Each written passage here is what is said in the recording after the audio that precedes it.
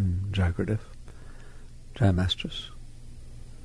In business, in sports, and all sorts of aspects of our lives, it's a very common thing to do to map out, pay attention, review where you're going. Business, we have business plans. We have quarterly plans. Public business has to have quarterly budgets, quarterly plans. And then you have monthly or even weekly plans that guide you to making those. And you have annual budgets, you have 5-year plans. It's a very normal thing.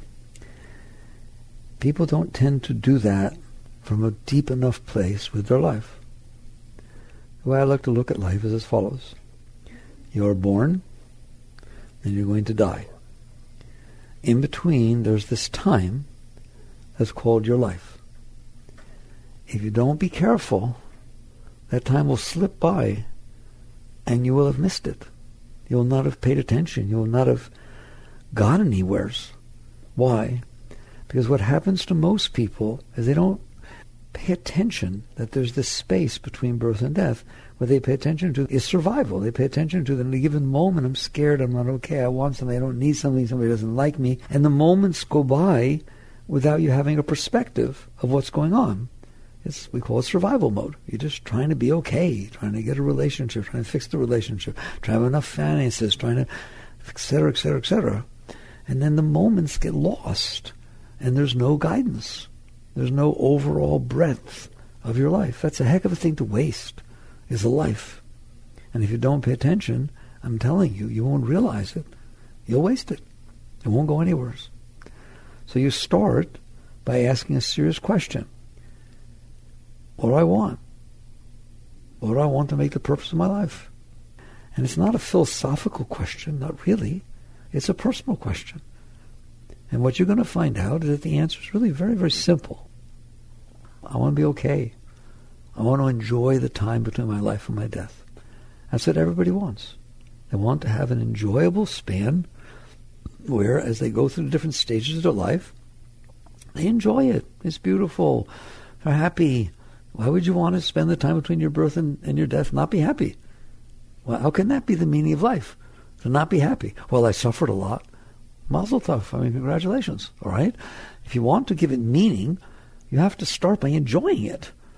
If you don't enjoy it, of what purpose was it? I don't understand why we have to talk about this. All right? It's like if you go out to play golf, why? You're just chasing a ball. Just take the ball and drop it in the cup by hand. No, it has no meaning. It has no joy. It has no challenge. Life is the same thing. I like to tell you people, life is like a kiss. Why is life like a kiss? Listen to me. A kiss has no meaning other than the joy you get from it. There's no meaning. Touch fingers. It doesn't mean a thing. All right?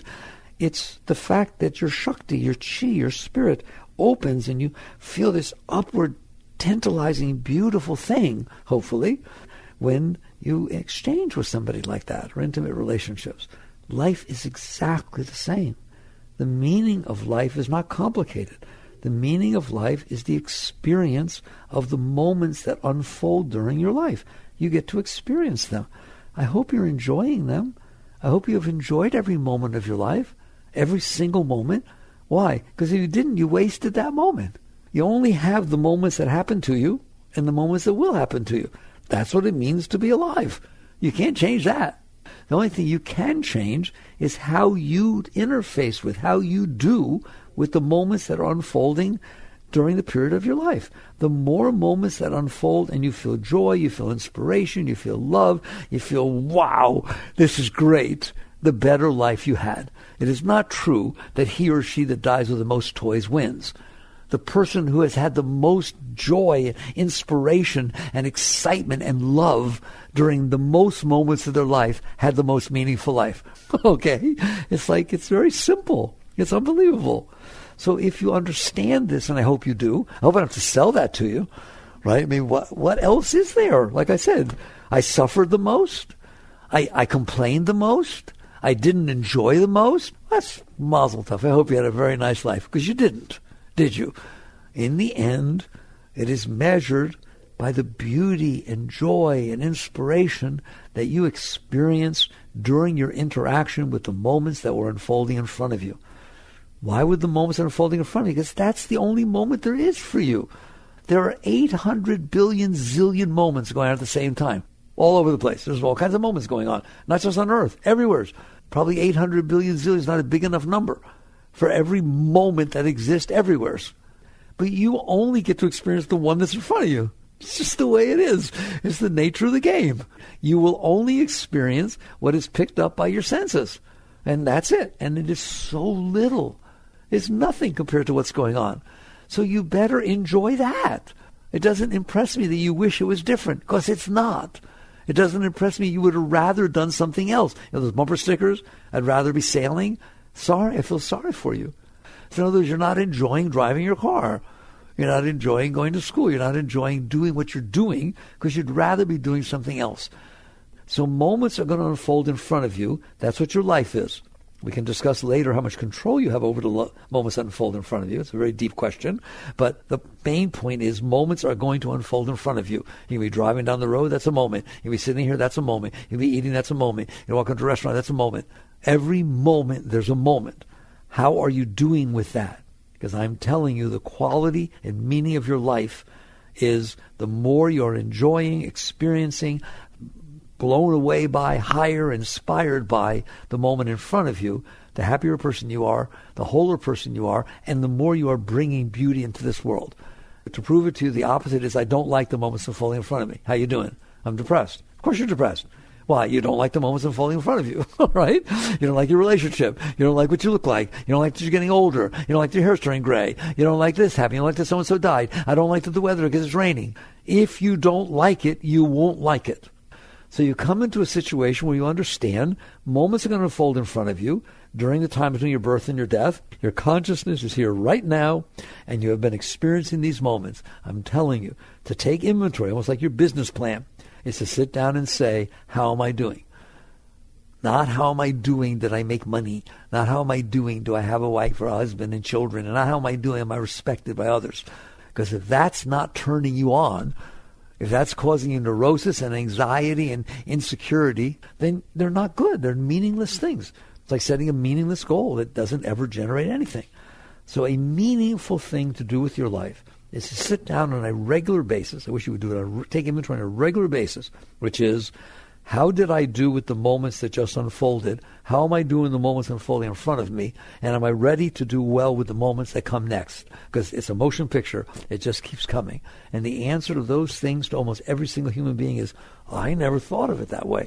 I'm busy trying to make the moments be a certain way so that they're the way I need them to be so I can be okay. Can I repeat that to you? I'm not busy enjoying the moments. I'm not even checking for enjoying the moments. I'm busy fighting with the moments to try to make them to be the way I decided that if they are that way, I'll be okay. I'll feel inspired if I get this job in this time, in this way, and I can work in this city, and this person's my coworker, and a woman's my boss. You understand that? I got these conditions that I've made up. And I didn't say I'm going to enjoy the moments life gives me. I said life better give me the moments I made up or I'm not going to enjoy it.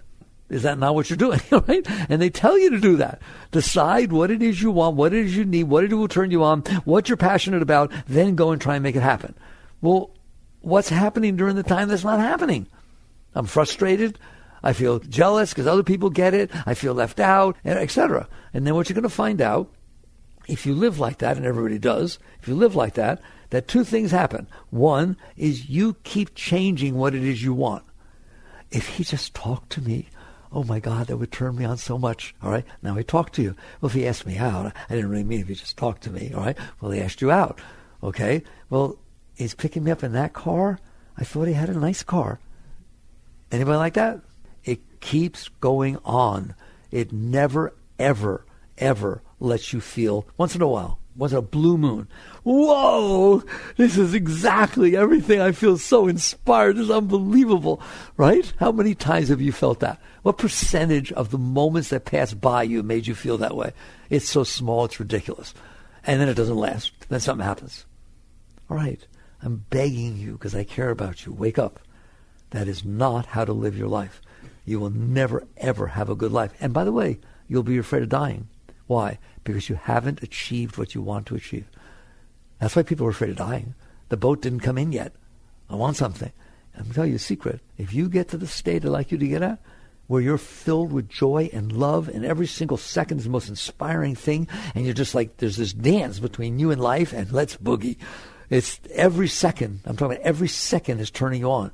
Every second is blowing your mind. Every second your heart is flowing open. You know, you're afraid of dying? A person like that says, if I died tomorrow, I'd be fine. I've experienced what I wanted to experience. Everything else is just gravy. All right? How would you like to be like that? Right? You are capable of living like that. The question is, are you willing to step back out of this neurotic mess you've created about how everything needs to be for you to be okay and realize, I was born, I'm going to die. Those are givens. There's this time in between in which I'm going to experience the moment that's in front of me. I would just love to send you home. Can you deny that? That's what the truth is. I was born, I'm going to die, and I'm going to experience the moment that's in front of me every moment. So the question is not, is that true? That is true. The question is, how are you processing it? How are you doing with it? What is your interaction with that moment?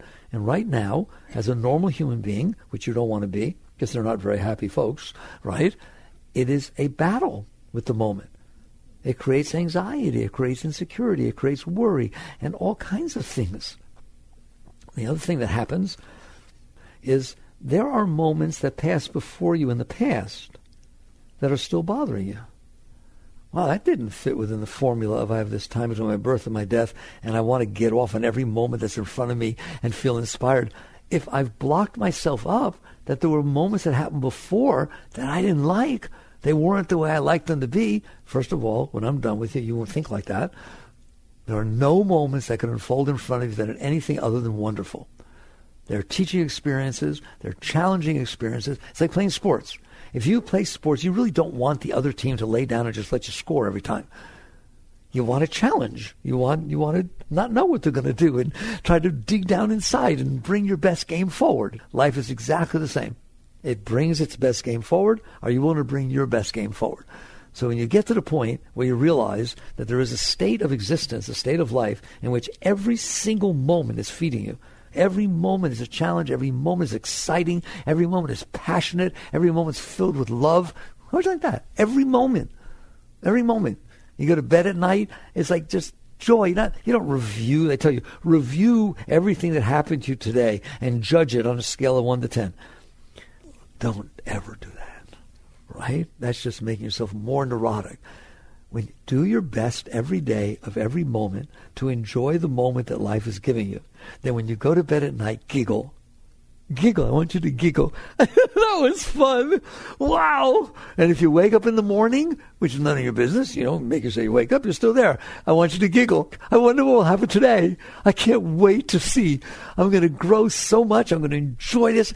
That is how you live your life. Doesn't that sound like a nice life? Nobody told you could have that one. You can have that one. Period. Everyone can have that one. The problem is not, can you enjoy the moments unfolding in front of you?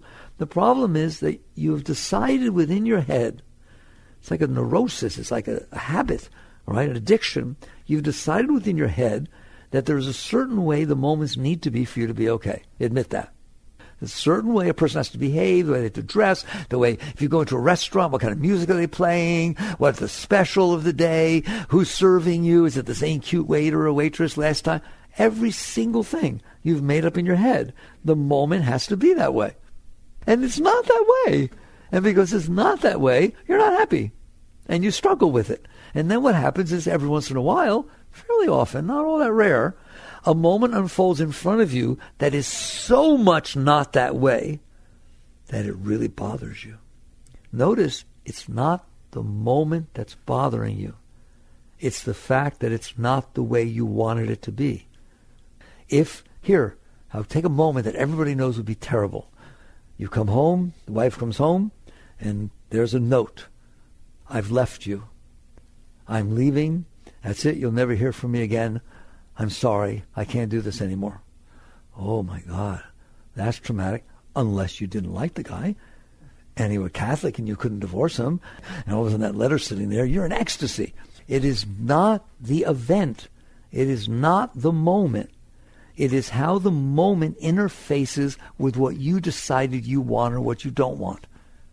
That which turns you on turns her off. That which turned you on yesterday turns you off today. Can it happen? Because you change your mind.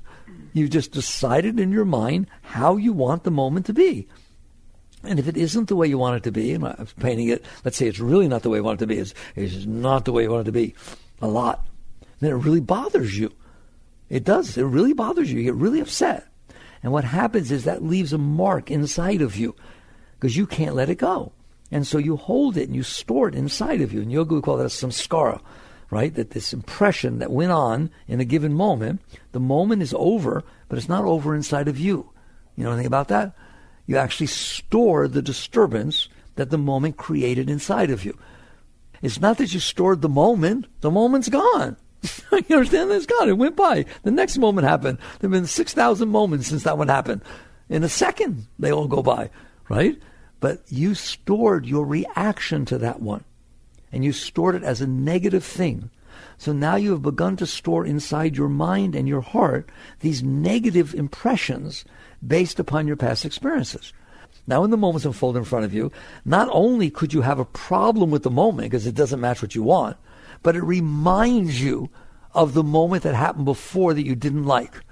And all of a sudden, an inordinate amount of reaction or fear or insecurity or something is coming up inside of you because that's what the past moment, a year ago or 2 years ago or 5 years ago or 25 years ago.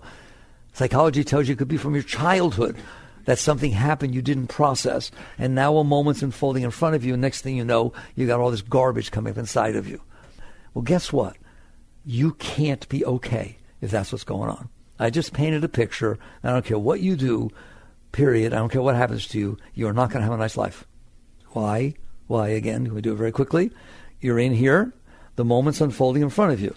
The moment that's in front of you, I'm sorry, is the moment that's in front of you. Nothing to do about it. All right, it already happened. There it is. He said this, he did that, she did that, the menu's this way.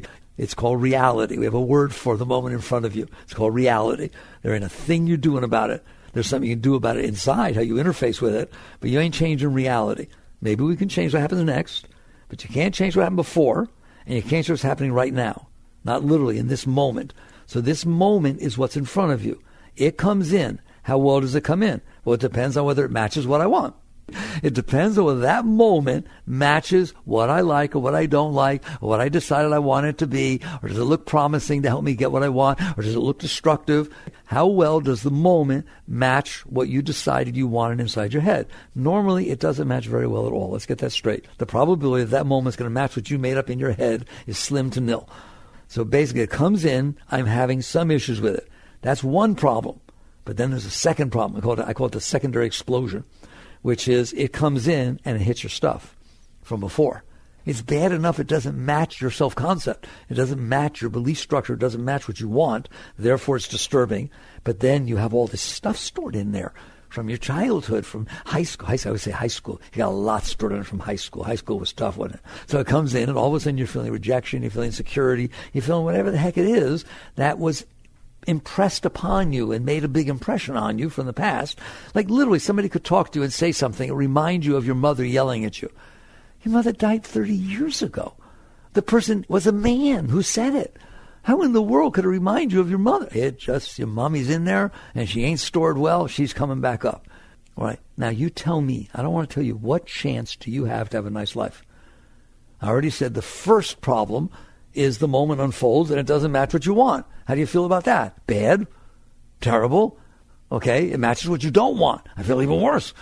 Okay, so there's level one of it not being a nice experience. What's level two? It hits the stored stuff from the past. And all of a sudden I got this whole commotion going on inside of me. Somebody says one word, I'm yelling at them. Okay? So you wake up and you realize you're not going to have a nice life. It's going to be a problem. So what do I do about the fact that it's not so much fun, the moments? I try to control the moments so they be the way I can tolerate them. I try to make sure you don't say the thing that hits my stuff. I try to make sure you behave in the way that I expect you to. You're home when I expect you to be home, not 3 minutes later so I freak out and I don't know where you were. I try to control, and people, we call control issues. People say, do you have control issues? Everybody has control issues. Do you understand that? Once you start meditating and going deep inside, you realize, oh, I have way more control issues than I ever thought I was. You're a bundle of control issues. There is a way you need it to be for you to be okay. More so, there's a way you need it not to be, so you're not okay. And by the time you got that going, you are at war with life. That's why you have to take the pills. That's why there's anxiety. That's why there's insecurity. That's why there's jealousy. That's why there's all of this mess inside, because I'm not okay. And the moments that unfold, and by the way, it builds. If you get used to the fact that the moments that unfold are not comfortable when they come in because they don't match, and then someday they really hit this stuff and create all kinds of drama, then you're afraid of the next moment. If somebody says, what do you think the future is going to be like? It doesn't look pretty. Why? Because it hasn't been pretty so far. So is there an alternative to this? Yes. What is the alternative? The alternative is to just take a step back and realize I was born and I'm going to die. Very good. The gift that was given to me is the time in between. Now, what's the reality of that gift? You're going to spend that time sitting on a planet, spinning in the middle of absolutely nowheres. Did you ever think about that? Right? I have a picture of it on that wall over there. When you walk out, take a look. It was a picture taken from 2 million miles out. Cassini turned around and took a snapshot of home. It's this tiny little thing. It's like a magnifying glass to look at it. This tiny little thing spinning around in the middle of black, empty space. Okay, you're going to spend the time between your birth and your death spinning each day, doing a 360 orbit, rotating, and then each year you're going to circle around the sun. I'm telling you, that's what you're going to do. You're going to do it every year while you're sitting here. Why would you have a problem with that? Why is that difficult? Why is it not fun? You drop down to a planet, and there's things going on in front of you. Well, wow, look what's going on. Right home to Mom. Hey, Mom, look what happened. Look what's going on. This is weird. The middle of a planet, in the middle of nowheres, total black, empty space. And I land on this planet, all this stuff's going on. There's sounds and touches and shapes and whoa, and they all pass right in front of me. Why are you not having fun? Why are you not having fun? It's just an experience. You're not having fun because you won't let yourself have fun. Because you have developed within your mind, with what the personal mind, you develop all these concepts and views and opinions and preferences and likes and dislikes, haven't you? And if the world that unfolds in front of you doesn't match those, you're not having fun. So the answer is very straightforward. Get rid of those. Instead of devoting your life to decide what you want, what you don't want, how it should be and how it shouldn't be, what better happen, what better not happen for you to be okay, you devote your life to letting go of all that noise and wake up in the morning and saying, I was given another day on the planet Earth. I'm going to spin around on my axis and things are going to happen in front of me. I hope this sounds totally crazy to you, right? That's how a spiritual being lives. I woke up where? On the planet Earth.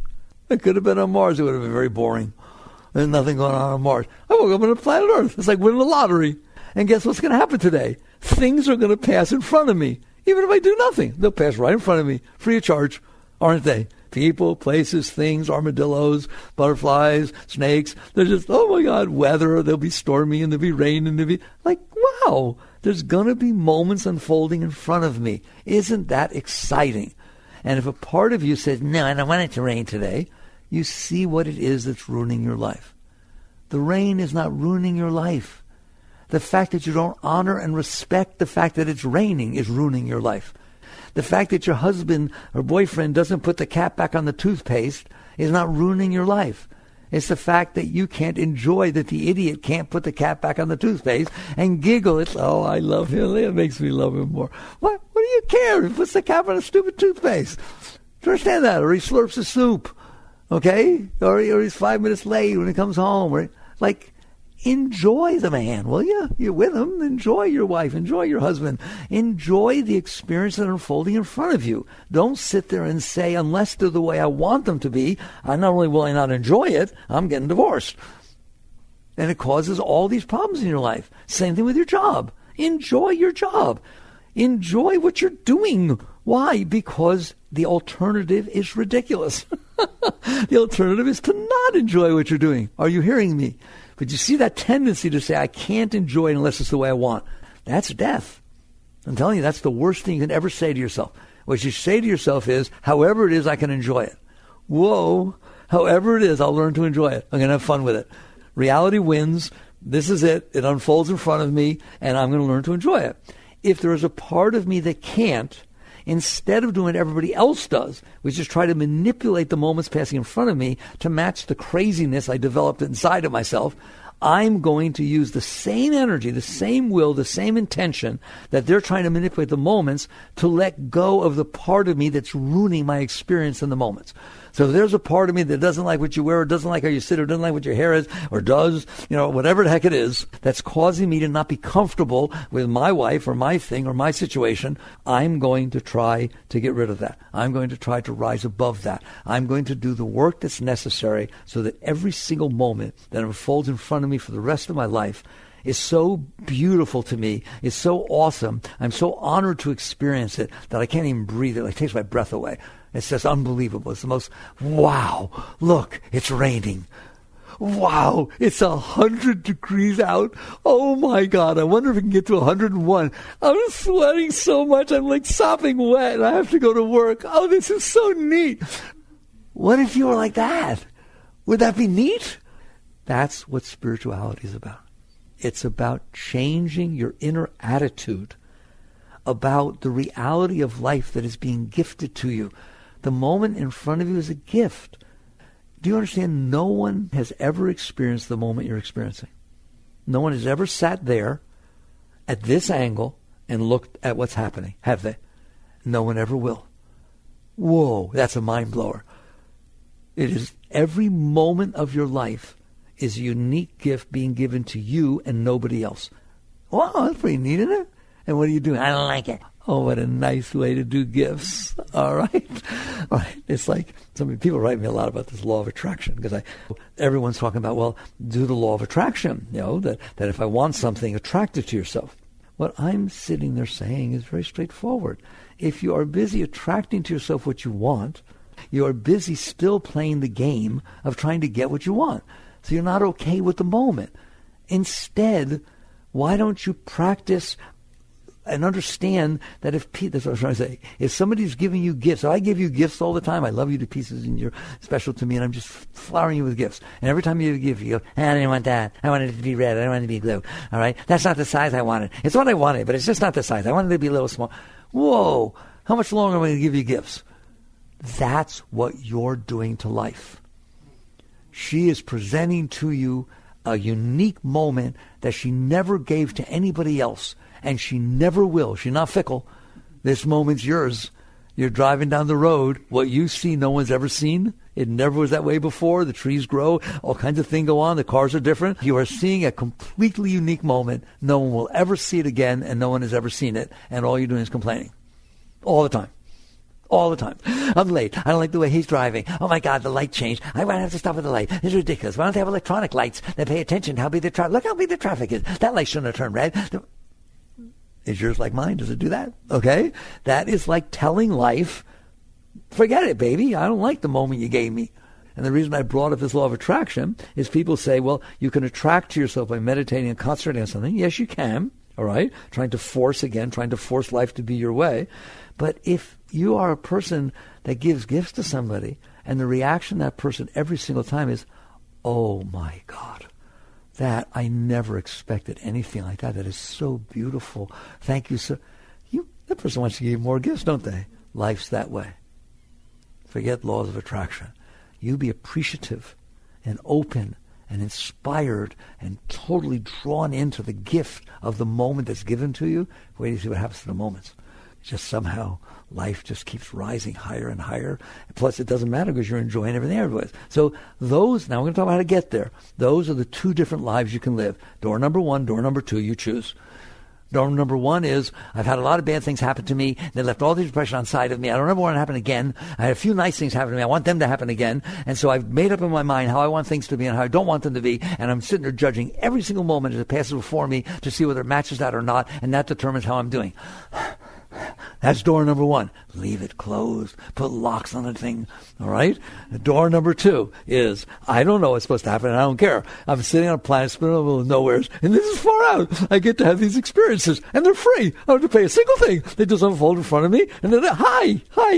And they come there. Thank you so much. And every single moment is an enjoyable experience. It blows me away, and then I die. Okay, there it was. That was a wonderful life. There's this planet that's so beautiful. I told you Earth is God's idea of Disney World. There's all this stuff going on. You can do computers, you can do relationships, you can do money, you can do business, you can meditate. Oh my God, there's anything you want. It's just, what a camp. Unbelievable. And you're suffering.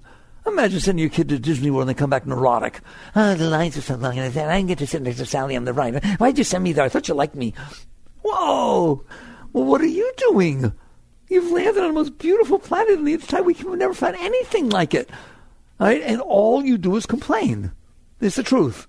Why? Because you made up in your mind the way you want it to be.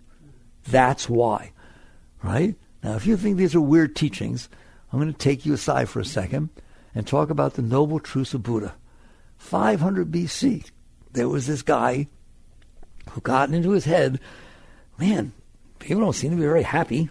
Rich people suffer, poor people suffer, healthy people suffer, sick people suffer, young people suffer, old people suffer. It looks like everybody's suffering, right? And he went out and he devoted himself seriously. I want to find out why everybody's suffering. And what's so neat, and I have such respect for him, that he put himself through starving, he meditated, he left his family, oh my God, he did everything. And then he one day walked back in the marketplace glowing, and he went to all the other monks that were studying stuff, and he said, I've figured it out. What? I figured out the cause of suffering. Whoa. Are you listening to me? That's literally what happened, 500 BC. He said, I have figured out the cause of suffering. And they said, what do you mean, the cause? The cause is. No, the cause. Oh, come on, there's poverty, there's people are evil, they're not fair to each other, there's inequality of income. I mean, oh, come on, man. There's all kinds of things, right? No.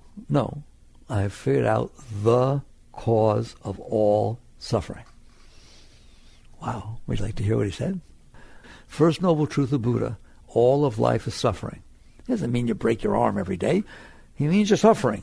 You got issues, don't you? Do your parents have issues? Grandparents have issues? Have you noticed rich people have issues? You see it a lot nowadays. Old people have issues. Everybody's got it. All right. First noble truth of Buddha, all life is suffering. Second noble truth of Buddha, the cause of suffering is preference. Now that's a lifetime's worth of study. Sometimes they define it as desire. I avoid the word desire because what you mean by desire as a Western mind is lust, greed. That's, of course, that will make you suffer. He didn't say that. He said the cause of suffering is having a way you want it to be. That's what a desire is it not? A desire is having a way you want it to be. A preference is having a way you want it to be. Okay, so those who interpret, those that followed him, the Zen patriarchs, etc., they interpret it as the cause of suffering is preference, just so you understand it properly. But desire is fine, because if you understand what desire is, a way you want it to be. And he said the cause of suffering is desire. If you wish to end suffering, end desire. And then he has the Eightfold Path of how to do that. Now, what does that mean? It means everything we just talked about. It means that you have inside your head a way you want it to be, a desire, a preference, a way you don't want it to be. Therefore, you suffer. Period.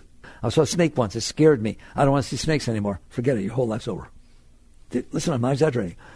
Just take one thing. I don't want to see snakes anymore. I'm telling you, you will never have a nice life. Why? Because you're scared to walk outside. There might be a snake. You could have in your head, all you have to do is, I don't want to see a snake. What does that mean? Don't go for walks. You better stay inside. One of those suckers could ruin your life. I don't want to marry somebody who turns out to have a hidden personality that I didn't catch. Forget it. You're dead. You can have nothing but bad relationships.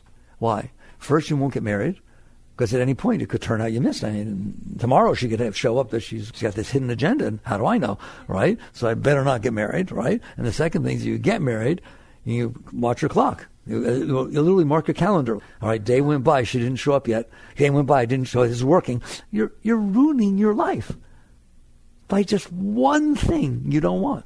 And it's the same thing with you want. I want to meet the perfect guy. Go on, make up a guy in your head. Guess what's going to happen? You don't go out on dates. You go out on interviews.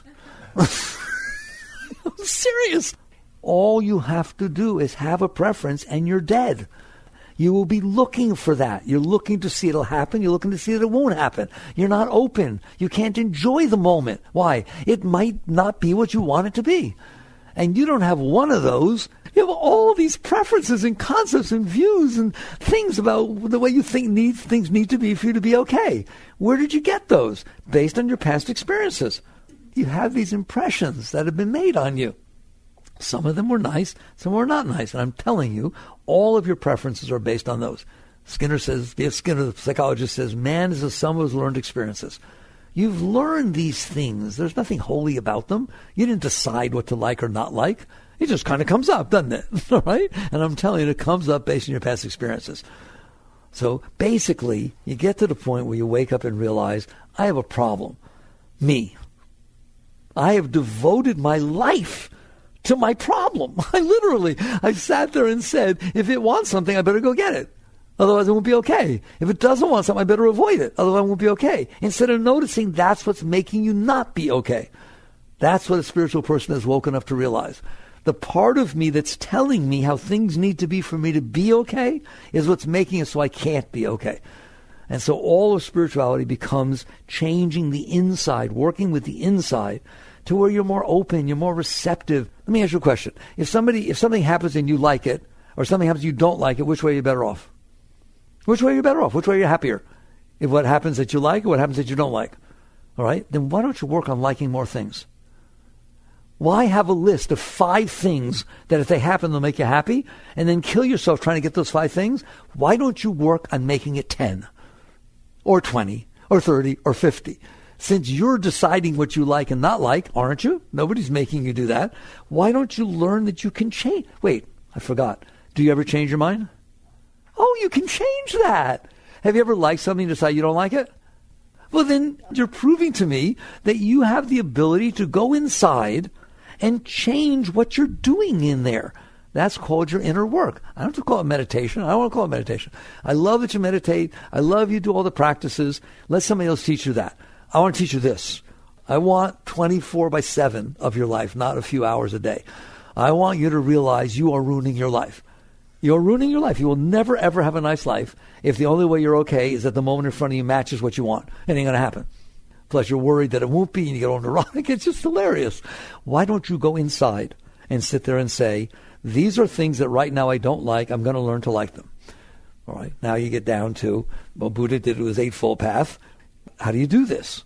What I suggest, and the teachings that I've learned work, they work for me, and I see they work for people all over the world, is start with the simplest things in the world. I first want you to prove to yourself that you're capable of doing this. It's sort of like, if you want to play the piano, don't start with Mozart and Beethoven. Start with the scales. Anybody can play the scales, and the more you play them, the better you get, and then that will lead you into something else. The equivalent of playing the scales in the spiritual journey, I think, is the weather. I want you to start with the weather. Why? It's out there. It always changes. The weather is the ultimate of reality, right? It's going to be what it is at the moment in front of you. Learn to enjoy it. What? Learn to enjoy it. But what if I don't? Learn to. That's like saying, but what if I can't play the piano? Learn to. You're capable of learning things. What do I care if you learn the piano? Big deal. You play it once in a while. Learn tennis. Weekends you go play tennis. How about if you learn to be okay? How do you learn to enjoy things? That's something worth learning, isn't it? So instead of spending your time trying to make things be the way you think you'll enjoy them, spend your time learning to enjoy reality. So you start with the weather. It's going to be hot sometimes. Have you noticed? It's going to be hot sometimes. But I sweat. That's right. That's part of it too. I'm supposed to like that? Yep, that's right. Why? Because if you don't like it, you won't like your life. If you don't like heat, 20-30% of your days you won't like. If you don't like sweating, you hear me? If you don't like cold, if you don't like heat and cold, oh boy, you're in big trouble, right? And you know you don't. And if you don't like humidity because your hair curls, but I don't like it, it's my hair curl. Like the humidity and like the curled hair. Look at my hair. It's hilarious. It's all curled up. It's hilarious. I love it. You're welcome to do that. You're the one who says you don't like it. You can like anything you want, can't you? So what does that mean? How do I do that? First of all, do you understand you want to do this? You don't want to be the person that says, I only like it, prissy. I only like it when it's between 68 and 72. Humidity has to be below 50%. The wind is not more than 6. Okay? And you just sit there and you're basically saying, I'm not going to enjoy the day. Or I have to move to Arizona or find some place. What do you, now you've limited your life into a cage. That's like going into a cage because it has to be the way I like it to be. I want you to free yourself, to break out of this. So how do you do that? How do you do that? I hope you're hearing me. It's called liberation. This is literally a form of liberation. You're freeing yourself from the cage you put yourself in. The cage of the weather has to be a certain way. You put yourself in lots of cages. I want to talk about that one. So what do? You wake up in the morning, you look at the weather thing, it says 103. And your mind goes, ah! And Master used to say, replace every negative thought with a positive one. This is a technique called positive thinking. It's good to start. It's like playing the scales. So it goes, ah! The minute it goes, yeah, you say, oh boy, I hope it gets to 105. I hope it breaks all the limits. I wonder if the thermometer will pop open like in the comics. Have fun. I don't care that something inside of you is freaking out. Don't hang out with that part. Don't suppress it. Just say, okay, you be like that. I'm going to be like this. You have the right to be any way you want. You are in there. Make it be the way you want. Not by suppressing. We'll get this subtleness, right? It's not by suppressing this habitual part of you that likes to complain. It's just habits, okay? It's not suppressing it. It's just not getting into it. So if it wants to say, hey man, you just sit there and say the opposite. Neutralize it. I love it. I can't wait till this is going to be fun. But I'm going to sweat. I love sweating. This is going to be so much fun. I wonder if I can sweat more than I've ever. I wonder if I can sweat enough to where I can swim. All right? I'm telling you, have fun. I used to do it. I live out here in the middle of the woods, right? It's hot. Been out here for, who knows, 45, 50 years. And it gets hot. Something gets hot.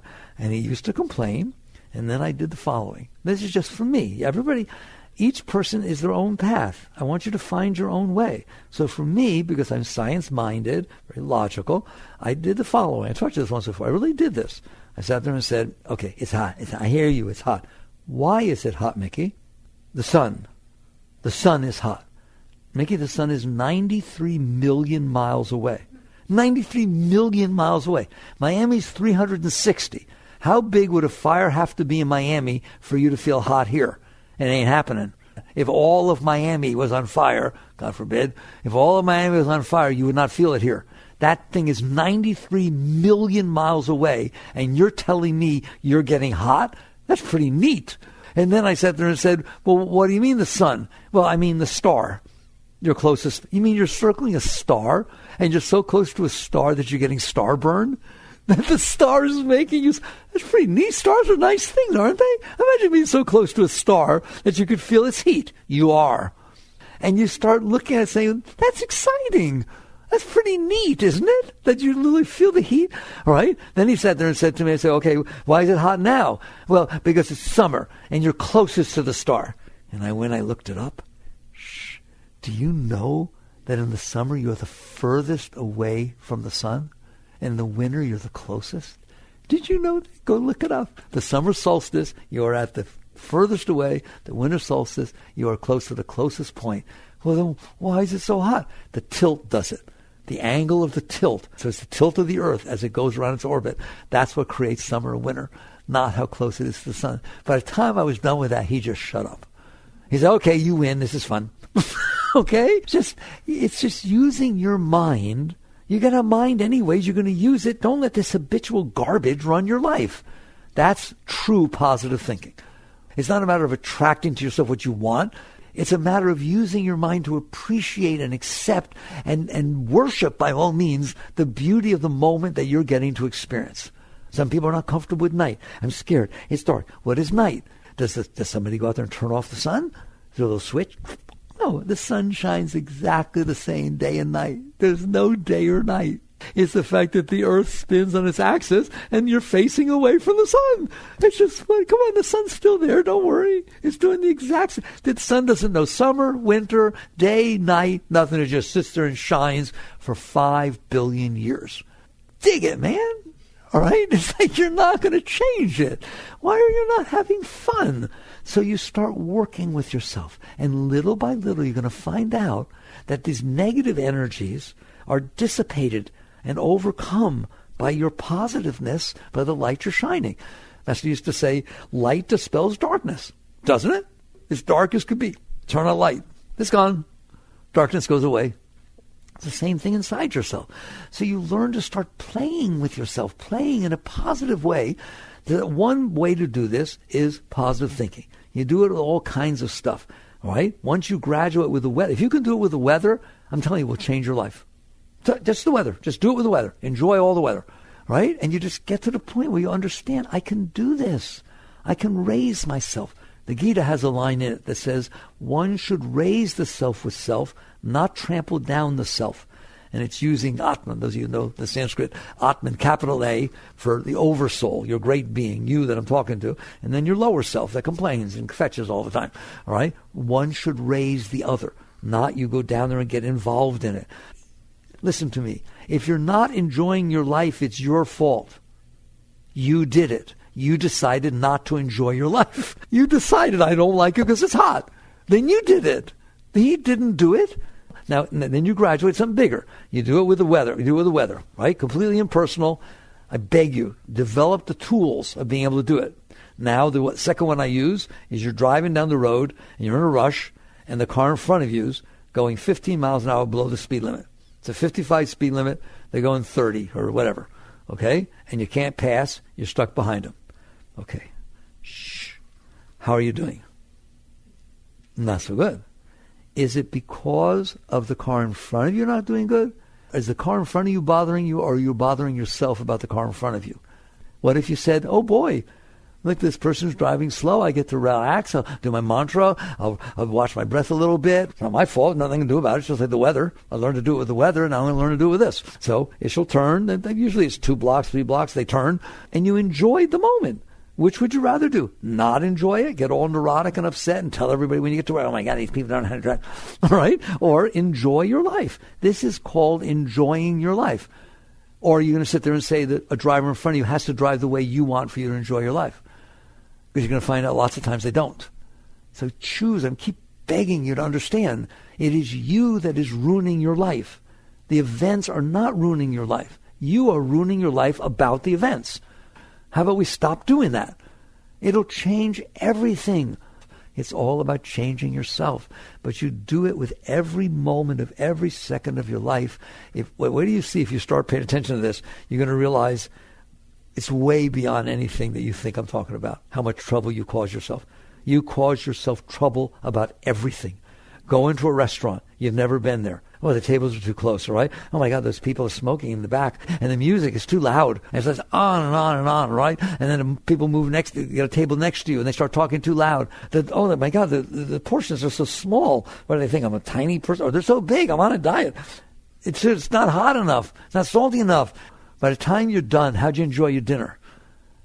Terrible. It's never coming back here. You're not going to leave where you were because it's inside of you, and you're going to take it everywhere you go. Go to Paris and go into a restaurant. You're going to do the same thing.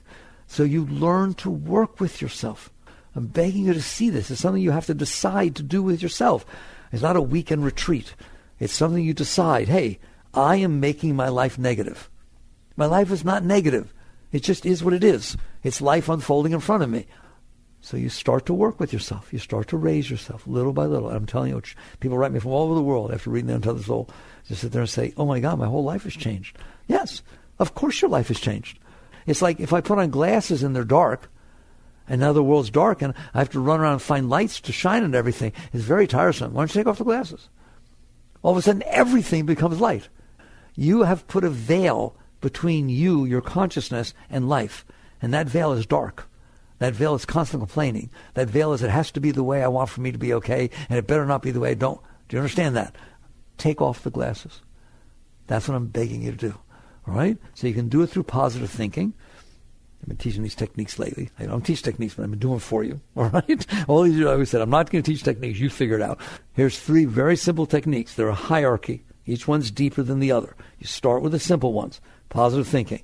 I gave you many examples of that. Replace the negative with positive. If it says I don't like it, say I do. I think it's wonderful. Sorry you don't like it. I like it. I'm going to have fun with it. Right? And next thing you know, you haven't fed the lower part of yourself. The second method that I've been teaching falls under the category of mantra. That doesn't mean you have to go to India and find a guru and be given a mantra and have it be Sanskrit and all this stuff. The purpose and methodology of mantra is very deep. What it says is, Your mind is habitual. Have you noticed you can get a song stuck in your mind and words keep going on in your mind? You can train your mind to repeat something over and over again. And if it does, it gets in the habit of saying it. Well, I want this mantra going on inside your head. And I don't care what it is. It can be peace, love, right? Or a very simple one is, I can handle this. I like this. That's I want this nice mantra. I like this. I like this. Just back of your head. Start saying when you're meditating. Start saying when you're driving the car. Just get into the habit. Train the layer of your mind to say, I like this. I like this. I like this. And what will happen? It's going to start going on by itself. When you're taking a shower, you're washing yourself. I like this. I like this. Well, what's the purpose of that? Now when you walk out in the world and someone's driving too slow in front of you and your mind starts to go, I like this is going on in there too. You choose where you want to put your consciousness. Now it's not a matter of changing your mind. It's a matter of shifting your consciousness. That's a higher thing. That is always going on in there. You choose. You want to hang out with the negative or you want to hang out with the mantra. And more you're going to find out if you hang out with the mantra, everything just comes and goes and you're fine. You're very centered. You're clear. All right? That's the purpose of mantra. Now, if they come to me and say, but isn't it true if a guru gives you a mantra that has power? Yeah, it's true, right? But I don't see any gurus giving you mantras. So do it this way, right? It's perfectly reasonable, and you get something going in there. You're going to find out it changed your life. Now, all of a sudden, the boss comes and starts criticizing you about what you did. He doesn't like what you did. You have a choice. But you told me to do it this way. It's ridiculous. There's nothing wrong with it. Other people like it. Or, I like this. This is fine. I love getting yelled at. I love getting yelled at. This is wonderful. I enjoy this. I should listen to him. Maybe there's something he's saying that's worth listening to. I doubt it, but maybe. All right? And you just raise yourself above the negative. All right? Then there's a third method, and this is the highest. If I had my way, I'd only give you this method, but I've learned that you can't always do it, so I give you the lower ones. All right? Relax. What? Relax. What do you mean? You're driving down the road. Somebody's driving too slow. Your lower self, called your lower self, right? Starts coming up, complaining. You in there that notices, relax. It's part of witness consciousness. I notice this is happening, right? I'm in there, I notice. Just relax. But I need to do something about it. Yes, you do. You need to relax. If you can relax in the face of the noise, it will pass. And you will have gained a strength that's priceless, which is you start to understand you can handle no matter what goes on inside of you. If you can relax through it, it doesn't bother you. Let's say you're saying stuff to me that I'm not comfortable with, and I just relax. I have to yell at you, I just relax. And then you stop saying it. I'm fine. I'm fine because I was fine the entire time you were saying it. Because I went to a place inside of me that's fine. I didn't shift my consciousness into the garbage that was coming up inside of me. I relaxed back into a deeper place inside of me. That is the highest thing you can do. I can't even use words to tell you how fast you will grow. If you do that with everything that comes up inside of you, just say, here it comes, here's the noise, here's the junk, here's the lower self, relax. Relax your shoulders, relax your chest, relax your tummy, relax your buttocks. Just relax, relax, and then lean away from the noise. You'll see you're in there, the noise is coming up here, lean away. And what's going to happen is, one, you'll leave it alone so it can release, and two, you'll be leaning back into what we call the seat of self. Lean back into the consciousness itself. And I'm out of time, so I have to do it very quickly. You have no idea what you just lean back into. All of a sudden you start feeling love and joy and waves of light pouring inside of you from back there, because that is the nature of your inner self. It's such an ananda, eternal conscious ecstasy. It really is. But you're staring at something that's not. Your consciousness is enlightened. Your consciousness is the most beautiful thing in the whole universe. But it's staring at this garbage that you built inside your mind. If you stop staring at the garbage, you will start to experience the light. And it happens naturally. And then everything goes up from there. It just gets higher and higher and higher and higher. And nothing can hold you back. And that's called the ascent. That's what you call spirituality. I call this whole pathway spirituality. So there. You have this time between your birth and your death. The minute you want to, you can raise yourself. And when you raise yourself, it's not that everything else changes. It's that your experience of everything else changes. You start to enjoy things that used to freak you out. God, it's challenging. There was a storm, and I went out there, and I took a chainsaw, and I was helping neighbors, and wow, it was so beautiful. Oh, I thought it was a terrible experience. It was a beautiful experience. because you made it a beautiful experience.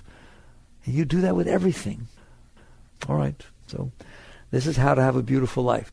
All is about how you're processing it inside yourself. And this is the work you can do on yourself. Jagrata.